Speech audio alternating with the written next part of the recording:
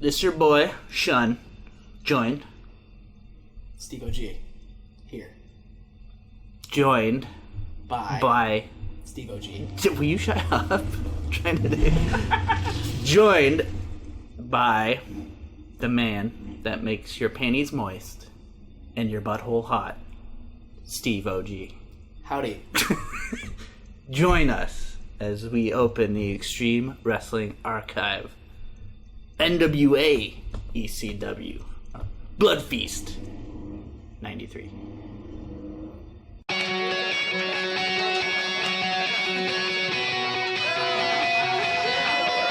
Yeah, here we go for the 100th time. Hand grenade pins in every line. Throw them up and let something shine. Going out of my fucking mind. Filthy mouth, no excuse. Find a new place to hang this noose. String me up from atop these roofs. Knot it tight so I won't get loose. Truth is you can stop and stare. Run myself out and no one cares. Dug a trench out, lay down there with a shovel up out of reach somewhere. Yeah, someone pour it in. Make it a dirt dance floor again. Say your prayers and stop it out when they bring that chorus in. I bleed it out, digging deeper just to throw it away. I bleed it out, digging deeper just to throw it away. I bleed it out, digging deeper just to throw it away. Just to throw it away. Just to throw it away. I bleed it out. What were your thoughts on this show? I felt like this show was a step backwards. Correct. It reminded me of that song from like... Paula Abdul. Yeah, exactly. I was thinking of that cat. Forward, Yeah. 2 steps back. Something, we something. come together. Like opposites attract. Yeah. And the things that came together were the NWA and the ECW, which are complete opposites. The NWA was like the staple, like cliche wrestling of the 80s, like colorful American patriotic rings and bright colors and these regional stars that are kind of old and busted. And then the ECW was this new rebellious incarnation of wrestling. And for this particular pay-per-view, because of the way the environment was, you had these two things colliding and merging for one 2-day card of matches, but everything was under the shield and under the guidance of the NWA. So what you get is ECW wrestlers kind of restricted, Exactly. is what I would say, and kind of forced to blend themselves into an environment that they really don't belong in. Kind of like when you, the Catholic school kid, showed up to public school the first day in 9th grade wearing your polo shirt and your parochial pants, and you didn't know what to do. Exactly. They had to tone it back a little bit. Tone it back. Right. I feel that it would be more if you came to my Christian school. Yeah. You would have to tone it back a little bit. Yeah. Although I do look damn good in a polo shirt. Do you? Burgundy polo? I've known to rock a Can you burgundy polo can you shirt. pull off burgundy? Yeah, but I cannot pull off blue parochial pants. I can. Pleats. They are slimming. The pleats. The crotch rigid. But yeah, so it was 2 days of matches that they had these and filmed these, and then they eventually just like aired them over like a 2-week time span. It was a little more than A that. little bit longer than that. They just kind of stuck them in here, there, and everywhere. A month or two. You could pretty much tell that this was made for TV. Right. Yeah. If anything that maybe came out of this was maybe ECW learned what they're good at. You know what I mean? Maybe they realized, hey, we don't have the minds or this kind of creativity to do this packaged, canned, wholesome wrestling show. We're not the people to do that. We're the people that can do this new thing. Yeah. We find it fun, we find it interesting, and we need to go our own path. We are not retro. Right. We're We new. are pro-tro. Futuro. Exactly. Alright, so what happened last time? It was Ultra Clash. And as we both agreed, that was 10 times better than the previous one, the Summer Sizzler. Exactly. Going into this, you can see almost nothing has carried over. It was like a comic book where they just like reboot everything and you have no idea what's going on. Same thing happened. It was like all the plot lines, all the stories even some of the wrestlers just weren't there. Yeah. They I just think there might be like one or two things that were actually carried over, like the Kevin Sullivan and Abdullah the Butcher, I think, right? Although they weren't even on the show. They were there, it wasn't recorded, or at least it wasn't released. It like reminds me of like an 80s sitcom where they have the very special episode that doesn't go with the plot of the sitcom. Like when Punky Brewster gets caught in a freezer. Right, and then next week they go back to what was happening. To all As if Punky Brewster wasn't in a freezer. and they resume all their normal shenanigans. Right. Okay. This was the very special episode. By special, we mean short bus special. Right. Alright, so match 1 was The Bad Breed versus Chad Austin and Todd Shaw. What do you know about Todd Shaw? He has 2 D's in his I almost heard crickets. Yeah. Alright, so first thing, right off the bat, first thing out of Joey Styles' mouth is he announces there's a new champion. Sabu. Again, special. That's like, they lead off with that. There was a raffle. There's no no surprise, just... But, by the way, yeah. In case you guys... If they did that the following week with Punky Brewster and told me the end of Punky Brewster at the beginning of the show, I don't think I'd stay... Or like the next episode, there was just a new Punky Brewster. Yeah, it was somebody... Like, if they did that, say, on, like, Roseanne, and all of a sudden there's just a new Becky. Right. Oh, wait. They did That do happened. that. And they tried to act like nothing happened. I can tell that is two different And then they Beckys. brought old Becky back later. Yeah! Dude, what was that all about? That actually was brilliant. Because that was just like a mind fuck. That was like Donnie Darko. Oh man, now I'm not gonna sleep tonight. Wait, did Roseanne have something to do with Donnie Darko? Is that what I figured out? I think it was this... Roseanne was Donnie Darko. She was the giant Dan was rabbit. I thought Dan was the rabbit. No, I don't know. Okay. Alright, so he also plugs the November to Remember. You almost forgot. I did. November for forgetting. No, he plugs the November to Remember, which, again, was not released, or at least... You could definitely tell it was videotaped, because they show a lot of clips from it later. But it was. I don't think it was ever released. First thing you do, you kick off with Ian Rotten, who we met last time. But this time we meet his storyline brother, Axel. Which, what do you think Axel comes from?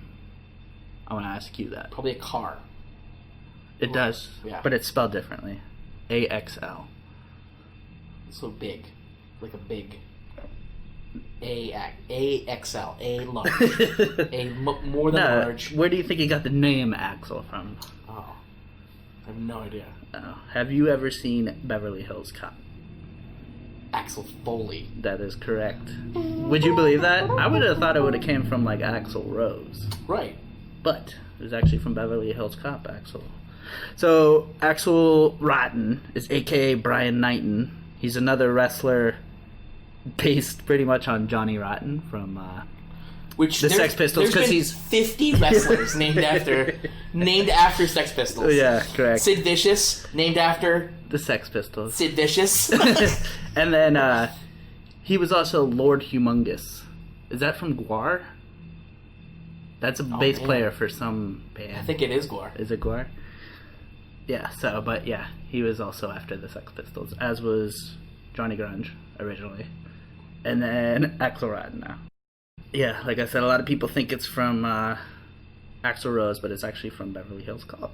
So Eddie Murphy's character, Axel Foley, like you said. Paulie, he brought both of them in after he left from WCW. I guess they worked there. Well, I know Axel worked at WCW, but only in dark matches. I don't think he ever made it to television because he's just not camera friendly, really. As far as WCW and WWF are concerned at the time. Did not fit their mold. Correct. So Chad Austin, he actually hung around ECW for a while. He actually became like the Barry Horowitz of ECW. Are you familiar with Barry Horowitz? We brought him up last time. And I bet Chad Austin would be at the Jobber convention with Barry Horowitz winning the cornhole tournament. What do you think? And then Todd Shaw, as far as I know, he's just a Canadian independent wrestler. Canuck. He doesn't have his own Wikipedia page, so he must not be that important. We are the North. Correct. What is the Wikipedia of Canada? I believe it's still Wikipedia. Oh, is it? Yeah. They don't have their own. Nope. Okay, so kickoff with Chad Austin. He was getting in some nice offense. Mostly in particular, he did a pretty sweet looking moonsault. Remember that? I do recall. Yeah. So. Yes. But eventually, Bad Breed with their typical heel tag team tactics. They distract the ref. They pull up on the count of 2. You know, that's heel. And in fact, there's never been a clean tag team match in the history of ECW. As of right now. You're right. Yeah. So they had that double arm DDT. Ian Rotten actually does it. I think it's the only wrestling move he's ever done. And then they do some actually pretty decent like tag team moves. Yeah. Like even off the ropes, and I think there was like a slam into a pretty sweet like elbow drop. Yeah, they were a solid squad together, and like. And then they had their finisher, which is the rocket launcher, aka the British Bomb, which they ended up pinning Chad Austin for pretty quickly. So all in all, this was just a jobber match, just to showcase the Bad Breed, who they were, against 2 skinnier nobodies, one of which was from Canada. And to kind of start off the action. Get it moving. It really didn't get it moving. Much like Ultra Clash, where it was the Public Enemy starting things off. Although they were technically against 2 jobbers as well, but the Public Enemy can really get the crowd going. So, what are your thoughts on the Bad Breed and Chad Austin, or versus Chad Austin and Todd Shaw? It seemed that the Bad Breed was way better and probably didn't belong in the match with the other 2. Because they had a team name. Because they had a team name. Usually, when you don't have a team name, that usually means you're just kind of thrown out there. But yeah, you can see that they were the more technically sound duo because they probably had wrestled together more. And their brothers. So they grew up probably beating the shit out of each other, as brothers typically do. Storyline. Say what? Storyline brothers, not real brothers. Or were they? Is that the gimmick? We usually find out in soap operas 5 to 10 years later. Is that like a M. Shyamalan? Don't get me going. M. Night Shyamalan twist? And then they end up they've been underground the entire time. And they're actually but in space. Uncles. Underground in space. They're uncles of each other. They're their own grandpa. Space uncles. Alright. Anything else on that one? No, sir. Not much to it. Yep. Pretty standard, boring opener squash match. Again, you could tell this was just for TV. Second match was Rockin' Rebel with Chris Michaels versus Donnie Allen. Joined in progress. So I was talking about last time about how somebody didn't turn the handy cam on. Donnie Allen was in the women's battle royal. That was like the only appearance he ever made. Like I said, he was pretty heavy in TWA. Here he makes impression. He's upgraded into a men's match. Correct. Not much of an upgrade, but. Yeah, you notice Joey Styles on commentary, like I said before. Paul E joins them. They mostly just kind of put over the Rockin' Rebel. He's got some power moves, and then he ends up just finishing it with a sidewalk slam. I don't even think Donnie Allen did a move. I think he might have done a chopper, too. Was he even in the match? He was there in body. I don't know about spirit. So after all this was more or less the action after the match. That's when Rockin' Rebel grabs the mic, cuts a little promo, and holy shit, you can understand what he says. Because they're not using ECW. They're using NWA equipment. That's correct. They have a mic. They had a microphone with the foam on top. That did not come from a garage sale. And they obviously had it hooked up to like the camera or something. I mean, unless they just had some sweet speakers or what. But you can understand what they said. But it is completely ruined by Joey Styles and Paul E, who just talk over them. Over the entire. So you couldn't understand what they said anyway. Pretty much, I think Rockin' Rebel just says he hates kids. He's not doing it for the kids. Much like any other male in America these days. He's the Charles Barkley or Sean Kemp. Videotaped wrestling. Yeah. Says that he really hates kids is actually what he says. Like most pro wrestlers, I assume, don't really like their kids. Because they're on the road for, 210 days a year. 210 days a year.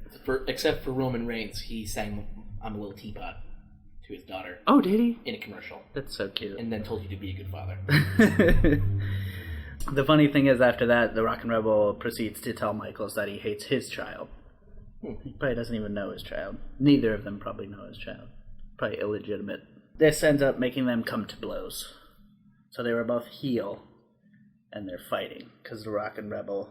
You'll notice at first he's like, "Oh," just walks away. You know, he says, "Screw you," walks away, turns around, cold cocks him in the back of the head. Cheap shot. Yeah, I think this might come escalate to something. Be a catalyst. There you go, a more catalyst. physical interactions in the future. Possibly even fisticuffs may stem from this. Alright, so next one we have is the Public Enemy reappearing. We saw them last time. Facing Gino Caruso and the Silver Jet. What are your thoughts on the Silver Jet? Silver Jet sounds like a fancy airplane. Yeah, he looks like Ultraman. It does look like Ultraman. It's a terrible name. Well, yeah, I don't get. Is he supposed to like be super quick, or does he have the capability of flying? Neither. They just looked in a list of like cool words. Super, Silver. They were like, it's close. Superman, silver, and jet. That's Is like there- airplane. Is there a superhero named after a plane? There's the Silver Surfer, That's He's silver. surfing. and then there's a there's no plane man or anything like that. I feel like is there like Thomas? The tank engine. Yeah, didn't he have a friend that was a plane? I don't think he was a superhero plane though. Just a normal everyday top He was the one that could land in water. What are those called? A puddle jumper. airplanes. Gino Caruso. He's a teacher / wrestler. Different than a wrestler / teacher. Correct. Teacher. And I guess he was a promoter on the East Coast. And pretty much the Silver Jet was just one of his students at the time. Like a third grader. Like Correct. third grade students. Advanced. This is like School of Rock. Yeah. But like This was putting like your children, your class in danger. yeah. you know how they have like advanced classes, like college classes. Yeah. This was college physical education. Right. Yeah. College level. Right. Rather than climbing the rope, this kid had to get in a ring with adults And wrestle. and wrestle. Yeah. Pretty much another squash match, obviously, because they didn't have a team name, so you know they're not going to be good. Just not going to happen. Oh, it's just like the previous two matches. The Silver Jet gets in a few moves. I think he was just trying to get some publicity. So I hit a quick moves and then just completely get destroyed by the Public Enemy, which happened. They pretty much were just there to make the Public Enemy look good, or at least better than they were, because I mean they're ultimately brawlers. They don't wrestle no good. They don't wrestle no good. I ain't no good. So Rocco Rock, much like the first match, hits a moonsault and pins him. The Silver Jet. the old 1, 2, 3. Correct. As they So, squash match, much like Rock and Rebel and Donnie Allen, and much like the Bad Breed versus Chad Austin and the Todd Shaw. 2Ds. Correct. 2D Todd Shaw. 2D. Height. Double D. Height and width. 2 dimensions. There is no depth. Yeah. Any thoughts on the last match? No, same thing. Another just crappy tag match between people that don't belong to the tag team match. All right. Which is a staple Of this card. of this card. All right. So some in-depth thoughts there. So you cut to a match which was Molly McShane versus, what is that, Malia Osaka? Sounds about right. Did I pronounce that correctly? I believe it. Okay. We don't know. He doesn't go by a name because there's usually It's a ninjas female. don't have names. Yeah, it's a female.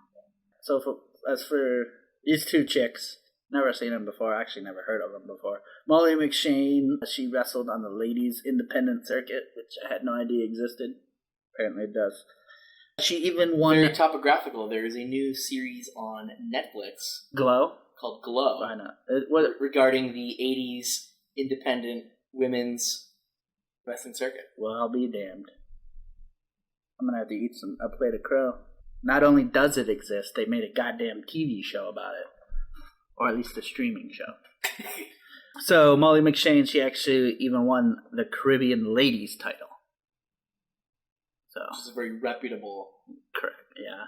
title. I mean, all the big names have held it. Like that one lady and then that other one. Yeah, the one that she took it off that other lady. the one that made good sandwiches, and She won? she took a break from making good sandwiches. I thought she was like the Susan Lucci of the Caribbean wrestling scene. She just never. Yeah. What is she on the same Always show? the bridesmaid. How long was she on that show? What was that? Days of Our Lives? She was always in a coma. One of those shows where somebody always gets out of a coma and has amnesia 18 times in their life. There's a lot of comas. Yeah, and a lot of amnesia. Like, how could you forget that you forgot things? Like, how could you forget that you were in a coma? Malia Hosaka, believe it or not, is American, which blew my mind because her name means ninja in Japan, I think. Japanese. Mandarin, that's in Hosaka. I think that's Japanese. Is it? Sounds. Well, she's American. She apparently still wrestles today. Wow. Despite retiring in 2012. Much like Terry Funk, he originally retired in 1984. Still wrestles. He's over 70. I don't think he really wrestles anymore. He does like run-ins and hits a move and then goes. Not really running. It's more like waddling weekends. Yeah, I think he walkers and then he has to like take a hit off his asthma inhaler, his Symbicort, and then take his congestive heart failure medication. And then sleep in a hyperbaric for 3 to 4 days afterwards. Correct. She wrestled for WCW, believe it or not, TNA, and even the WWF. But WWF at the last minute decided to change her with someone else. Can you guess who? They went with someone else other than Malia Hosaka to manage Essa Rios. Remember him? I do not remember him. So I'm going to play the Jeopardy music while Give up. Yeah. Time's up. Lita. Remember Lita? I do remember Lita. Do you think that was a good choice by the WWF? Lita is in the Hall of Fame. That's one of the right decisions they made. One of the few. Yeah. But that was during the Attitude Era, so honestly, they made a lot of right decisions. I don't think Vince McMahon could have done any wrong in the early 90s, the late 90s, early aughts. So Hosaka hit some decent moves, including a rope walk, arm drag type thingy. Must have the balance. It was like The Undertaker. She hit a pretty brutal looking kick that looked pretty painful in the corner. Looked stiff. A lady kick. Yeah. What are your thoughts on her mid-drift Bushido thingy that she was wearing, like, belt thingy? It looks like, you know... bought it at a Karate Kid fan... convention. Yeah. But she decided to go with it around her midriff as opposed to around the head. Right. So does that mean you're in like a different discipline? I think she of was just, Bushido? I believe she was just covering up a shitty tattoo. Was that it, or maybe she had like some stretch marks? Maybe, but probably a shitty tattoo. Do you think it was a dude's name? Like probably like lightning bolts around her belly button. Oh, you're a fucking dick. Who would get tattoos of lightning bolts on the stomach? That's just lame. She hits a gut wrench suplex that looked like she almost could have killed Molly McShane. And then Hosaka wins after a rolling senton from the top, which is like a flip, and then you just land on the person like a cannonball. That seems like extremely painful. Like almost like when, what is it, the double stomp to the midsection? Like, how do you... You just gotta take it. How do you, like, protect yourself? There's no way. You have to clench. Like, honestly, I feel like my large colon would prolapse out of my anus if somebody did that to me. Yours probably would. Yeah, it's very loose. God. I take that back. It's tighter than a fucking snare drum. Alright. Thoughts on that match, women's match. There was no titty, I don't think. No, it was, the whole time it was just funny because of that thing around her waist. That's all I just kept looking at. Because I'm pretty sure it was the exact replica of the symbol from Karate Kid. Like with the bonsai tree. The rising sun. And the bonsai tree. So next we have 2 name tag teams versus each other. This doesn't happen very often. You got the Bad Breed versus Bad Company. But they're back. The Bad Breed? The Bad Breed. Yes. You will see multiple wrestlers on this show multiple times. Song called Bad Company, written by a band called Bad Company. On the CD, Bad Company. No, I think it was different. The Best of Bad Company, I think it was. And it was just one song. That song. Alright, so Bad Company, Paul Diamond and Pat Tanaka, they're former AWA champions. So AWA in the late 70s, 80s was actually on par with the WWF. Or was it the WWF back then? They were in the NWA, but they were pretty big back then. They even had Hulk Hogan. They started the Hulkmania over there, pretty much. I don't think it was called Hulkmania. What's Hulkamania? This guy, Hulk Hogan. Can you describe what that is? I think he could figure it out. I'll Google it later. Yeah, just don't, like, it's like a porno tape where I think he's nailing somebody's wife or something.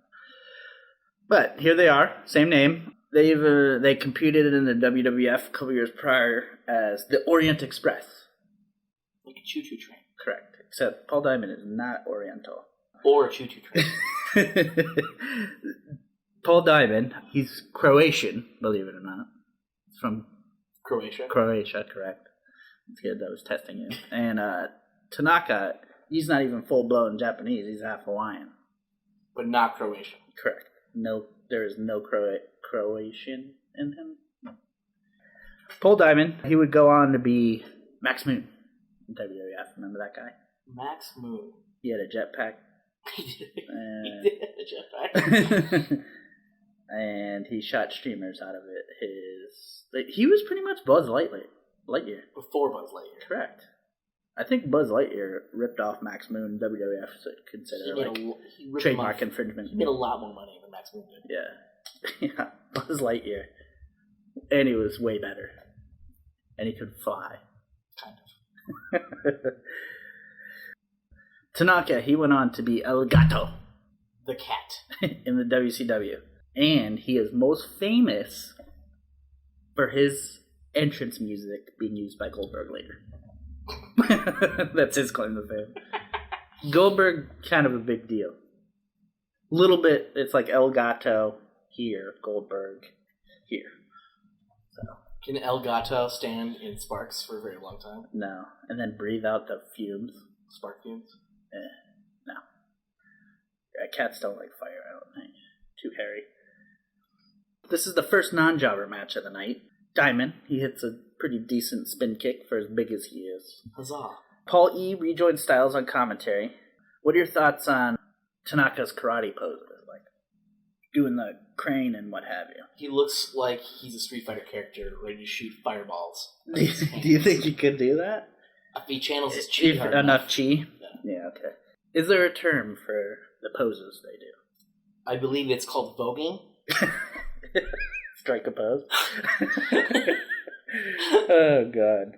Joey Styles keeps asking Paulie about Sabu, which Paulie I love how he dodges the question. He's like, look at my toe, or something, like that. Like, just completely. Something shiny over there. Yeah. Woohoo, look at the monkey. Look at the silly monkey. And then, he's kind of like Johnny Cochran in the courtroom, Don't look at DNA. Look at this monkey. Not OJ. That is so racist. Oh, God. I apologize. So he keeps dodging questions about Sabu on commentary. Bad Company, they do hit a pretty decent amount of double team moves on Axel Rotten. You can tell they've teamed together before, and they have. They've won both titles. But more importantly, what is with Axel Rotten's hairdo? Serious question. It's you can't describe it. He's got like the fade thing on top. He went in to get a $4 haircut, but only had like $3.09. So he's like 81 cents short. So they gave him 91 right. They gave him a $3.11 haircut. Because he's got like the poofy hair, the wet like white noodle. It looks like ramen noodles. Yeah. But it's trimmed all the way around. But then there's it's mohawk formed. But then there's a gap, and then there's a mullet. It's like they had to do cranial surgery on the side of his head and just didn't see the need to shave off the rest. It's just like a strip around his head that's completely shaved. Mullet it's like the definition of business in the front and party in the back. Or at least business from the sides. It's like he was trying to, show Pangea with his hair. Like how Pangea broke up and there was this continent in various places on Earth. As I said before, Diamond, very agile for as big as he is. He hits a jumping bulldog on you, and you're a fan of the bulldogs.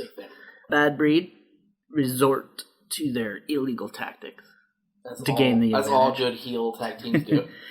Did you see that sit-down splash from Ian Rotten onto Tanaka from the top rope? That looked painful. It looked very painful. It looked hefty. Looked almost like a baby in a jumper. Right. In between the doorways. What? Alright. Eventually, work the crowd, get a hot tag to Paul Diamond from Tanaka. Comes in with a flurry of offense. Finally, Bad Company wins with a belly to back from Diamond after their special team move, which is the leapfrog into the draped opponent over the rope move. They need to come up with a better title. Too many syllables in it. Like the British Bomb, for instance. Alright, and yeah, that's the first non-jobber match. Ends up Bad Company defeats the Bad Breed. What are your thoughts on that match? We've now had 3 tag team matches on this card already, and this is by far the best one. The second one with the Bad Breeds, and they looked better, and I don't think it was because they were just any better. They were probably just grossly tired from the first one, because it was the next day, and very sweaty from wearing the same clothes. But they just looked better because they were facing off better opponents who were also used to wrestling with each other. So it just goes to show you, you can't bring your A game unless someone else is bringing it. I feel like, you're only as good as your opponent, or something like that. Some sort of cliche. The better your opponent, the better they bring out in you. In which, that's true in real life and in storyline here, so. Better tag team, they're going to bring a better game. Although they came up short, but good match all around. At least better than the fucking first 3 that were just squashes. Speaking of squashes, next we have Sandman versus Metal Maniac. What are your thoughts on the Metal Maniac? I never really got to even enjoy the match because I just kept thinking about how this guy's name is Metal Maniac, and that's just an awful. You were trying to figure out which metal he was actually a maniac about. I didn't understand why. Was it like heavy metal, the rock and roll music that the kids were listening to? Or was it some sort of metallic alloyed? Like chromium? Alloy. But then he wasn't wearing any metal, he didn't bring any metal. So what if he had But he also didn't have any metal music or guitar. So I don't know. Don't know. What if he had an iron breastplate? That would be fine. Then he enjoys wearing metal. He's a maniac about wearing metal. Maybe he has a lot of iron in his diet. I didn't know. I wanted to know more. That would be horrible for your stomach. I couldn't get past it.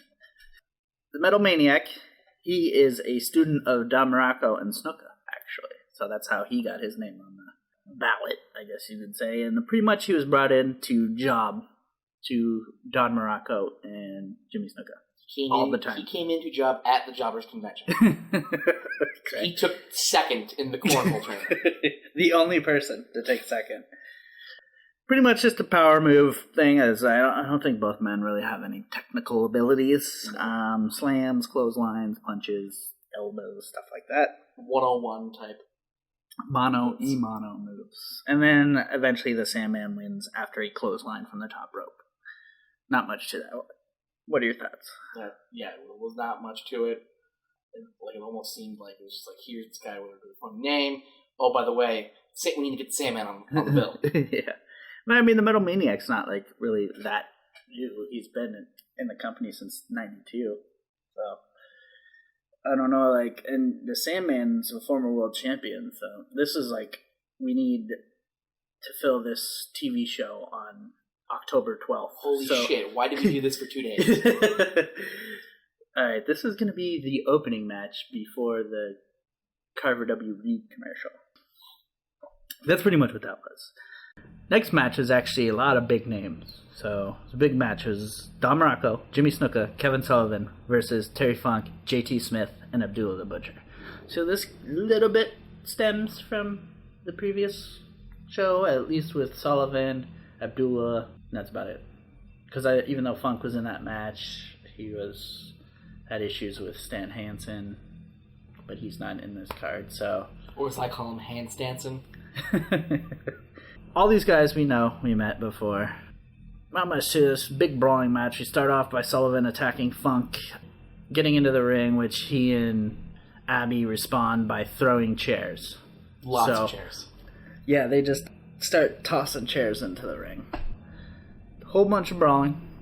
Not much wrestling. Takes place a lot of the match outside. A lot outside. And the only background I can think of is, like I said, Abdullah and Sullivan after the Ultra Class match. Because remember, they were partners. And then they came to blows. Each, I assume, blaming each other for losing.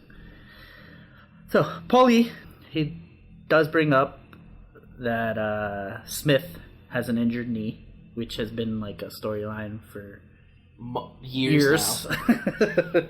Since he was a child. He fell off of a pipe. You always think that that'll be a like storyline or plotline, but they do use that to kind of get him over too, as like, look at his heart, like Mowgli from Captain Planet. It's also a request to socialize healthcare, so this guy can get his knee looked at. Much they should be. Maybe you should hook up with Todd Shaw from Canada, get some free healthcare. A lot of poles and ring posts used in it. You notice how this was it's a staple of the building, is the big banister pole just in the middle of the walkway that they actually have to go around to get to the ring when they come out of the entrance gate. So that's used a lot, as is the ring post. If it's going to be there, you may as well use it. Yeah. JT, I think he takes a pretty nasty bump, like the flip bump from a clothesline on the floor, which Todd Gordon always states that this kid has balls and he's always willing to take the big bumps. Probably why his knees hurt, I would assume. The crowd starts the "We Want Blood" chants, which will become more and more chanted. More and more enchanted as the days go on. Snuka, he ends up throwing some kind of powder into Morocco's eyes. We know it wasn't cocaine. No, because he would not waste it, correct. This was a mistake, and then JT pins him with that god-awful inside cradle for the win. What are your thoughts? This match was funny because like they just like came out and all of a sudden like I didn't know what was happening, and then all of a sudden there were just there were chairs flying and they were just fighting in the stands, and then it was over. Yeah, it was just a wild brawl. Yeah, and for as many people who were in the match, it was one of the shorter ones too. Yeah, and it was in like this out of all the other matches, just kind of showed you like how weird this entire scenario was, because like if you were watching just a regular ECW show, this made sense, but it just didn't fit with what was going on. Like it just. Yeah, I feel like probably a lot of them would have had to been toned back, like Abdullah the Butcher and Kevin Sullivan. It reminded me of Back to the Future 1, the Marty McFly scene where he's singing Johnny B. Good at the 50s dance. Like it just didn't belong. And at the end, everyone's just like, huh? What? Alright. But like I said, yeah, not very long. And then it pretty much just got JT Smith over because he was definitely the least famous out of the 6 wrestlers. So, alright, next is a big time match. At least for us. Sabu versus the Tasmaniac from Tasmania. So, this is our first look at 2 people who would become pretty much staple of ECW. Foundation, correct. if you will. And where does the foundation belong? On the ground. At the bottom, not at the top. First, we have Sabu, who is a Lebanese American. He's the nephew of the original Sheik, began his wrestling career in the States, but eventually traveled to Japan with his uncle, and they wrestled for FMW, which, if you've never seen FMW, that was like crazy Japan hardcore wrestling, way more hardcore than ECW. They had exploding rings, they had fire, barbed wire, all the foreign objects. All of the Table breaking, that's where it originated from. So he competed in numerous barbed wire matches, as you can tell by the massive amount of scars he has on his body. Here, he's led into the ring with his manager, which happens to be Hunter Q. Robbins III at this time. He introduces a video package on the previous week showing who Sabu is and his matches from Japan, pretty much. He is strapped to a gurney, like a legit gurney. Almost looks like a dolly. Because he's crazy. It's made of pure steel, you can tell. He cannot be let out of his chains unless he's fighting. He comes out with his handler, who we eventually learn and will be 911, but right now he's just some tall mullet guy. He wheels him to ringside. He has a Hannibal Lecter mask on. So he doesn't eat anybody. Correct. And you can see him struggling to escape. He said he actually hated that part because it would really tire him out prior to the match. You can see he's really struggling really hard. And he said by the time he got to the ring, he was fucking whooped. He was doing Pilates. So another reason he didn't want to do it is because that's famous, and somebody in Japan did that, and he thought it was very disrespectful to rip off pretty much the gimmick doing that. But eventually he got to the ring. He was released, where he'd wreak havoc all over the arena, but mostly in the ring on an opponent. So I feel like somebody like that wouldn't be able to focus on one person. Right, he would just be like eating children in the stands and correct, like but bashing his head on things. He channeled his crazy. Yeah, it's hard to do. Hard to get your crazy focused tunnel vision. So his opponent, Tasmaniac, aka Peter Senerchia, I believe is how you pronounce it. Senerchia. Yeah, he's from Brooklyn. Fucking Brooklyn. Correct. Fucking New York. Yeah. Prior, he had a couple of dark matches in WCW and WWF, but nothing ever came of it. Other than that, he really didn't have much of a history prior to that, so this would make the Tasmaniac have to build his own pathway or make his own legacy in ECW, but time will tell if that happens. So stay tuned. So I'll be right back. After these messages. We'll be right back. Alright, so Sabu starts the match like a ball of fire. Pretty much how that starts off is Tasmaniac tries to attack Hunter Q. Sabu comes in and just goes nuts on him. Sabu eventually dumps the Tasmaniac outside and then hits the Asai moonsault, which is the moonsault to the outside from the second rope, named after Ultimo Dragon, or the Ultimate Dragon, who was in WCW. Which is his real last name. He invented that. Yes, Dragon. No, Asai. Is his first name actually Ultimate? No. Right after this, I don't know, for some reason 911 restrains him, and then we cut to the Matty in the House interview.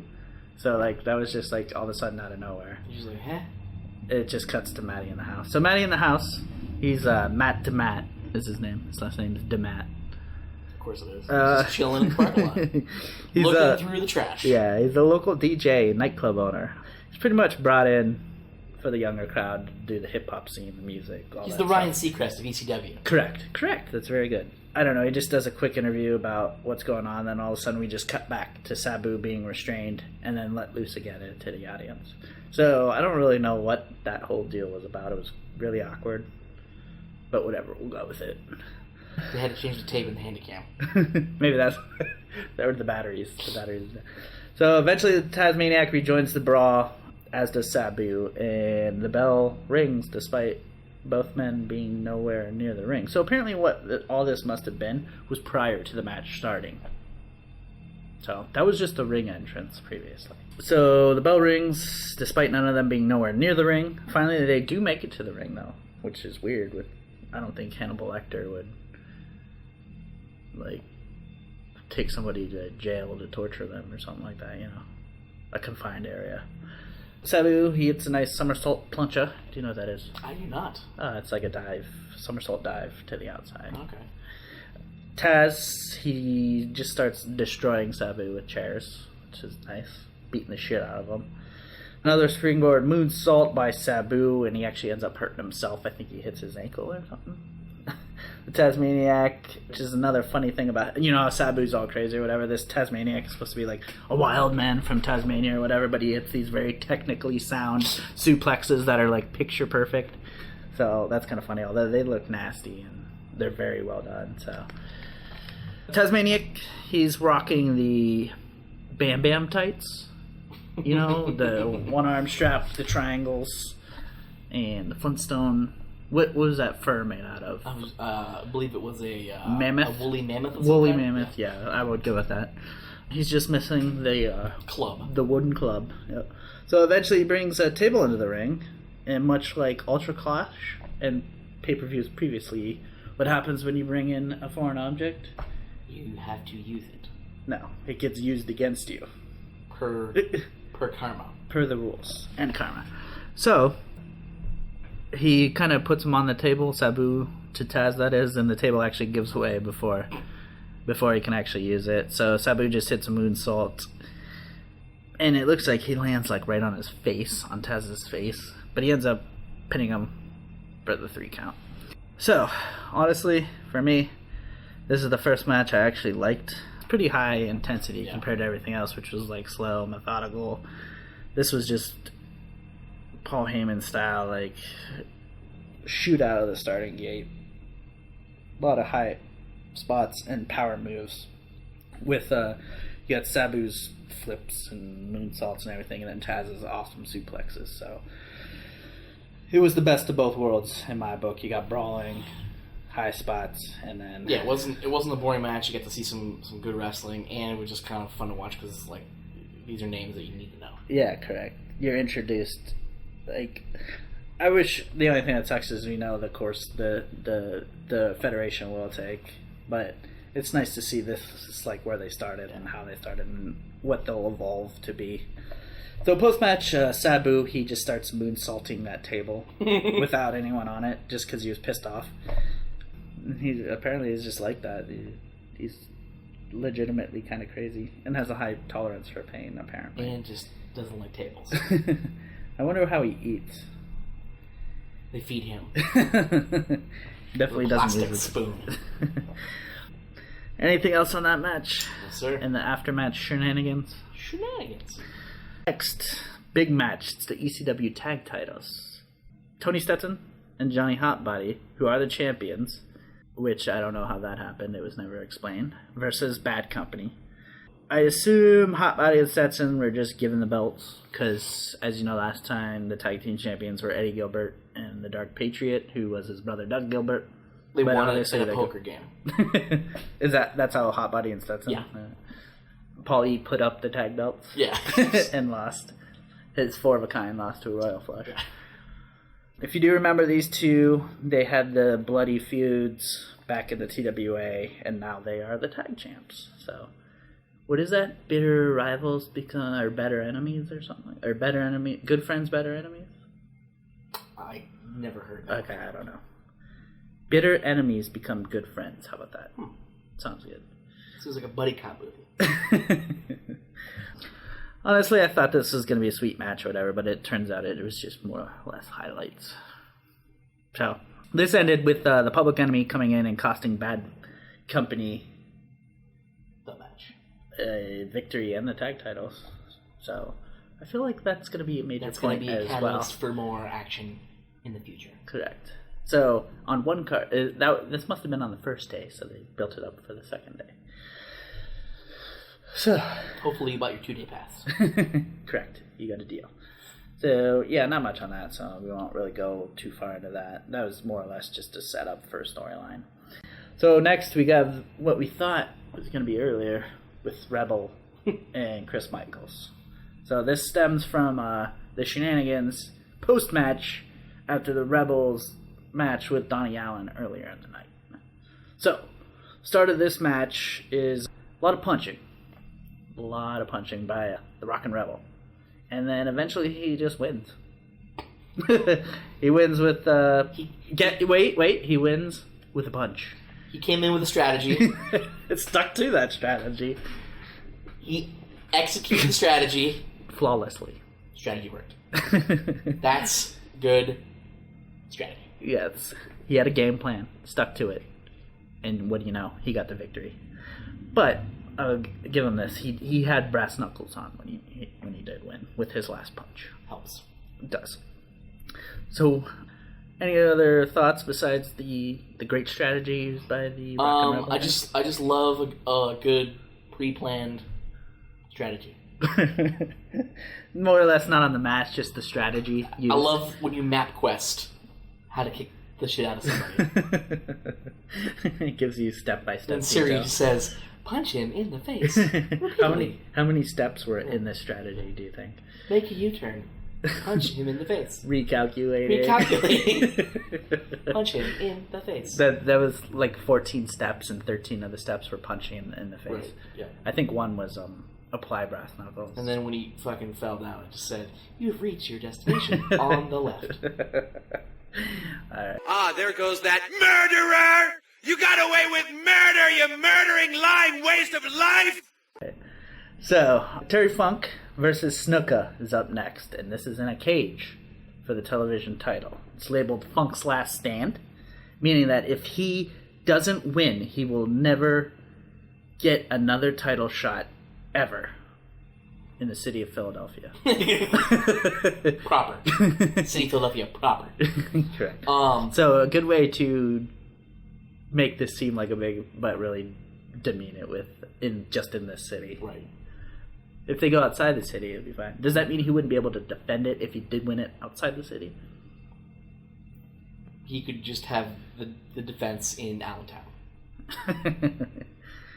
He just actually wouldn't even have to show up to shows in Philly. Pretty much this is the first one out of the cage wins.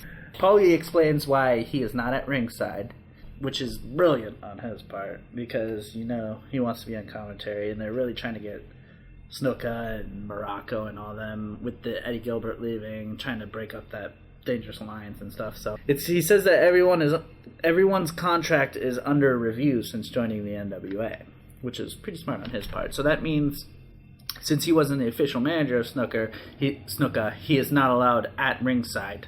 So it was a pretty sweet explanation. I love when they explain stupid shit like that, because that's the shit I think about. Like, when I watch movies or whatever, people are always worried about the plot and all that, and I'm like, whose room is that over there that nobody has come in or out of? What is it behind that door? Like stupid trivial shit like that. Where do they keep their eggs? Yeah, so that fridge is so full, they don't even have an egg tray. How do they make eggs? First one to eat the steel, Terry Funk. Snuka, he hits a pretty nice pile driver, but he's unable to escape the cage. They brawl onto the top of the cage. Funk almost falls out, but eventually crotches himself on the top rope. So I think we were talking about this previously. If you're up on top of the cage, you would just fall down. Right. Instead of fall back into the ring. Right. Or brawl on top of the cage. Like, the bulk of this match was the participants being on top or on the outside of the cage, not getting off the cage. It reminds me of like a movie where like someone falls out of a window, right? And they catch onto the building and they're like screaming, and they don't look down, and when they do look down, they realize that whatever they caught and them hanging there, they're only like a foot off the ground. Like, that's what they were doing. They're like on the outside of the fence, hanging there, like not going down for fear of falling, and they're like a foot and a half off the ground. Like, they're just falling down and just softly just fell. You might landed on the ground. You might bruise your heel. Right? Yeah, It's the worst that they would may happen. have like scuffed their shoes.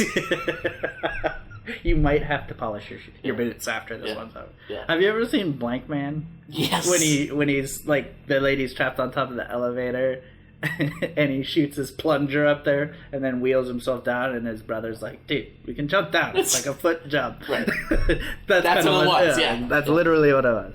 Yeah. That's always funny. So So eventually Funk, he does ram Snuka's head into every side of the cage, all 4 sides. So, That way it's giving not, him a tour. That way it's not dented on one side. Correct. It evens it out. Right.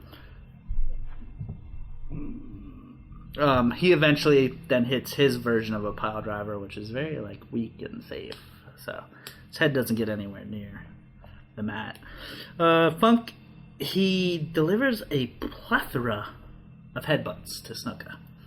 But as you know, Jimmy Snuka is from the island, so his head can crack coconut. So he's got a very hard head.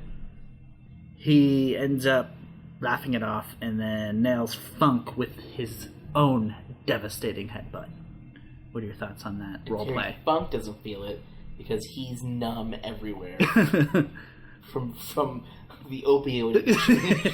From painkiller. But no, he does feel it because it's devastating. Yeah. More brawling on the top of the cage, like you said. More than 50% of this match takes place up on the top rope or the top of the cage. Or the bottom of the cage. The outside. The outside bottom of the cage, Yeah. 1 to 5 inches away from the floor. One rung above the ground. Funk eventually gets a small cut above his head, but not too bloody. So a little bit of color, but this is NWA, remember, so it can't get too bloody. And they continue to ram each other's heads into the cage, and then Funk eventually takes your advice and just falls off the cage. He realized. Onto the table, and then he ends up winning the TV title. So I don't understand this, but after the match, Funk goes completely berserk, takes out the cameraman, and starts throwing chairs over the cage into the ring. I think this is kind of just warming up of things to come, maybe. Funk is starting to lose his good guy nature. I thought he was just cleaning up. There was the end of night one. He was packing up. He was trying to get all the chairs into one spot so they could be easily filed. He was stacking chairs up like at the end of an AA meeting. What were your thoughts on that match? It was just funny. The whole cage thing on the outside was just funny. Somehow Funk always makes his match it seems like he's trying to be serious, but they just turn into humorous. They quickly turn into humorous, like the strap match with the 90-foot strap and the 8x8 ring. Yeah. It's on paper they're always great, and then just something logistically happens that just doesn't pan out. Yeah. So, I mean, cage matches are always fun, but it's always funny the winner of a cage match is the first person. The first person that runs away. You run away the fastest. Yeah, and that would definitely not be you, ever. No. Or me, for that matter. Yeah, all in all, not bad. Good match. 2 big names. Finally, Snuka doing something, And Terry Funk, he can always get the crowd going. So, like I said, post-match, though, I feel like Funk, he's really trying to not be the nice guy, starting to lose his shit, He took out a cameraman, for Christ's sake. That's not like Terry Funk. He's a people person.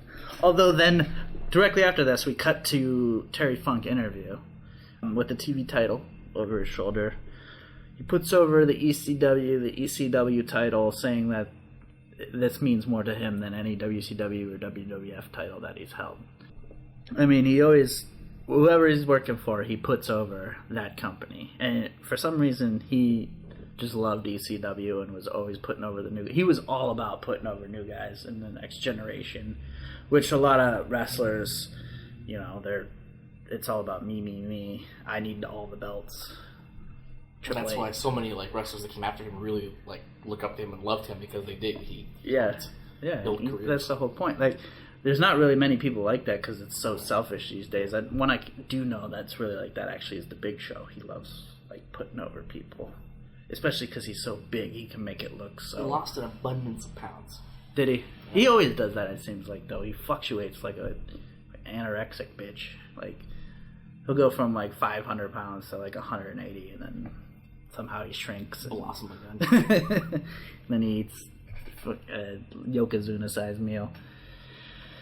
But yeah, he's all about putting over people, putting over the youngsters, because you got to set up for that. Especially at this point, he's well into his 40s, in the early 90s. So putting over the next generation. I mean, you're not going to be here forever, and then all these other people, they like their egos are so big. They refuse to lose in front of their home crowd or stuff like that. Like, I feel like if I was a wrestler, that's like a big shock. You know, get somebody some big heat or at least some crowd praise. Like, have them beat you in your own town. You know, that you walk on water and.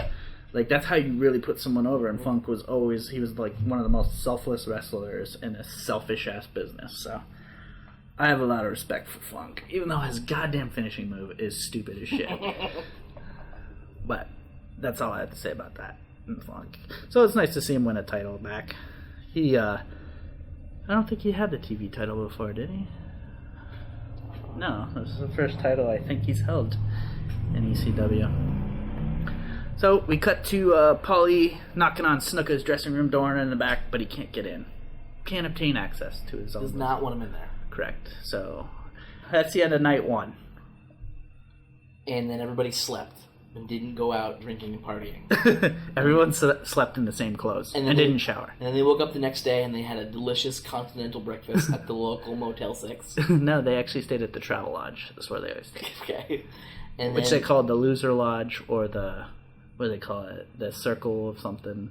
The Circle of Hell, maybe. I don't know. Sounds like a great place to live. And then they came back to the arena refreshed, unhungover, showered, clothes laundered. And ready to work. And ready to go to work and do the finest job that they could possibly do. Correct. I wonder how many of them, like, barely got up in time at 7 p.m. bell time. None of them, like, there were some that didn't go to sleep. Probably, yeah. Sarah! He'll have you in a second, baby! Come on! Don't you please, Sarah! Sorry, Gabe. You're almost there. You're almost there, Gabe. Keep going. I'm here, Sarah. Sarah, I'm here. I don't want to die. Sarah! Reach up and grab him! Reach up! Sarah, reach up! Come on, honey! Use your other hand! Reach up! Reach up now! Reach up! I got you! You're right. You're not gonna die. Don't you lose again! Reach up!